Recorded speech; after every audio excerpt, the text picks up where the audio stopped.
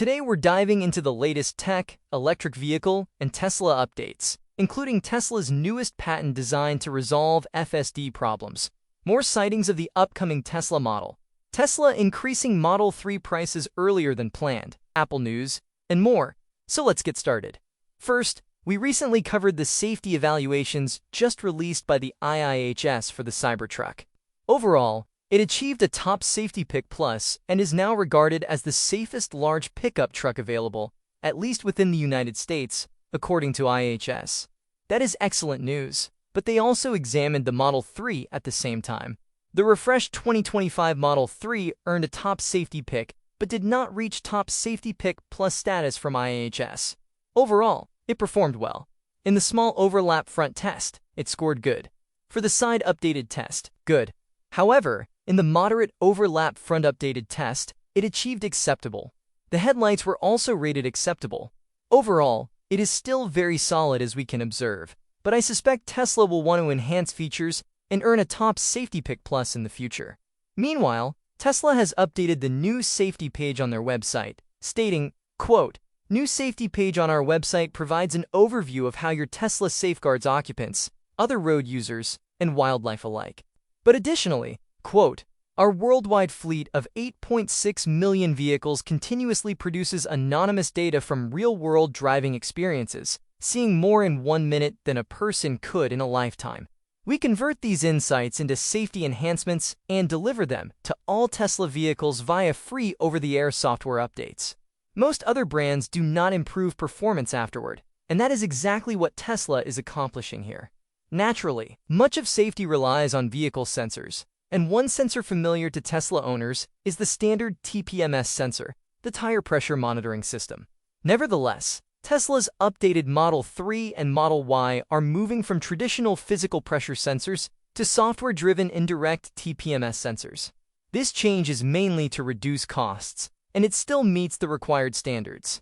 A direct TPMS sensor uses an actual sensor in each wheel valve stem to display real-time PSI for every tire. In Tesla vehicles, you generally need only drive a short distance, and it updates.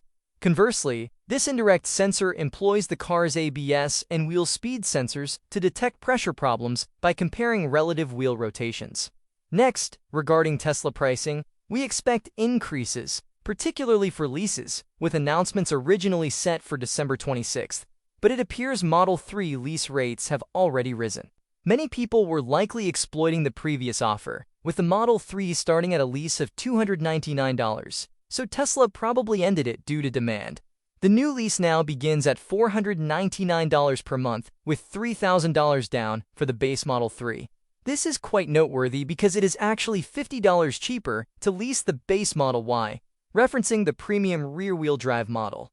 So currently, the Model 3 lease begins at $499 per month with $3,000 down. The premium all-wheel drive is $599 per month, and the performance model is $749 per month. This is slightly ahead of the Model Y price adjustments, which Tesla announced would take effect December 26th, although they may accelerate that increase if demand is high. The Model Y goes from $449 per month to $559 per month. Next today, we have the newest updates regarding Tesla's full self-driving program, their Robotaxi fleet, and the specialized Cybercab. First, data collection for FSD continues, and it appears Tesla is on pace to surpass 7 billion miles under supervised full self-driving by the end of this year, most likely. The network is also growing overall, with those dedicated robotaxis appearing across different markets, and a third car with nobody inside was observed testing in Austin, Texas. Each of these vehicles has separate plates, so they are indeed 3 distinct cars. Additionally, a Tesla staff member shared himself riding along in a Model Y, examining it in unsupervised mode. Here it is visible that he is seated in the back seat, with nobody in the front monitoring the car. We're prepared to intervene. Although theoretically, he may also have a takeover switch available from the rear position.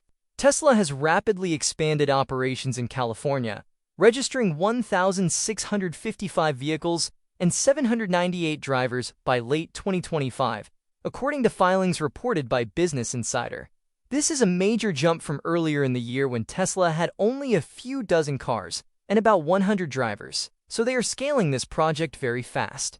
Naturally, despite the Robotaxi label in California, these vehicles are not fully autonomous under state law and require a human safety driver. They are officially referred to as an AI operator positioned behind the wheel.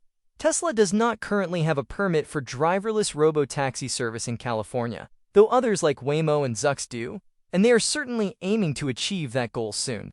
Expansion is also required because many drivers have reported waits up to 40 minutes, indicating that demand is exceeding the current supply of Model Y robotaxi cars. Another common issue with full self-driving is camera glare. Usually, Tesla's cars handle this reasonably well, though it can sometimes create problems, and Tesla appears to be addressing this through hardware for the future. Tesla has filed a patent for a cone-textured glare shield aimed at improving camera vision in upcoming vehicles. The patent explains that the shield has a textured surface made of microcones or cone-shaped formations, which scatter incoming light in various directions, reducing glare and improving camera perception. The microcones are optimized in size, angle, and orientation to minimize total hemispherical reflectance and reflection loss, boosting the camera's ability to interpret visual data correctly. Additionally, the glare shield may include an electromechanical system to dynamically adjust based on external light sources, such as the sun. As seen in the photos, the shield uses microcone geometry to trap and diffuse light, minimizing unwanted reflections targeting the camera. These cones can be paired with ultra-black coatings to absorb light rather than reflect it, and the patent also mentions a motorized system that actively tilts the shield depending on sun position or glare source. The overall purpose of this system is to keep the camera fully shaded, no matter the time, direction of travel, or conditions. Looking ahead to the Cybercab, a prototype was spotted operating on public roads in Austin, Texas. The updated model seems easier to clean with a rugged interior lining, has a slightly smaller trunk opening, and features modifications to the rear hatch underside. It also includes stronger struts and may be slightly longer given the trunk space. The vehicle comes with tiny side mirrors that are mandatory but very small, as they are not essential for its intended function. Now, turning to Tesla's competitors, at Waymo, they have been growing quickly, but one of their major markets is San Francisco. And this week, Waymo vehicles froze completely across San Francisco during a PG&E power outage. They said, quote, "We have temporarily halted our ride-hailing services in the San Francisco Bay Area because of the extensive power outage. Our teams are working hard in close collaboration with city officials, and we hope to resume our services very soon." Naturally, Elon commented on this, noting that Tesla robotaxis were not affected by the San Francisco outage. Waymo, apparently, relies on external electricity in order for their system to function, and since it went down in the area, their vehicles could not operate, whereas Tesla cars continued because everything functions internally. Now, another major competitor here is Zoox, and they have started expanding in several markets. Their cars are specifically designed for this purpose, and they posted, quote, "We recently reached 1 million miles driven with our purpose-built robotaxi fleet, making Zoox the first autonomous vehicle company to achieve this milestone. Every mile contributes to creating a safer future. Onward to the next million." Lastly, today at Apple, they are reportedly still evaluating their next-generation ultra-thin flexible glass for their forthcoming foldable iPhone. They basically aim to make the fold lines almost invisible for a foldable device, tackling one of the main challenges with foldable displays. The UFG panels under review may use uneven thickness, thinner near the hinge for flexibility, and thicker elsewhere for durability.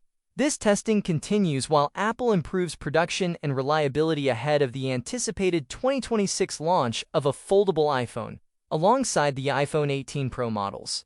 According to the report, even though the glass is not fully finalized and testing continues, their design timeline could still remain on schedule, with a less developed ultra-thin glass solution as a backup if necessary to meet the launch deadline. This will be an exciting device from Apple, because foldables have existed for a while, but this one seems slightly thicker than normal, slightly wider, more like a book-style design, and naturally, it could cost around $2,000 to $2,500, making it the priciest iPhone ever. That is all the latest tech, EV, and Tesla developments for today. Thank you very much for watching, and I will see you on the next one.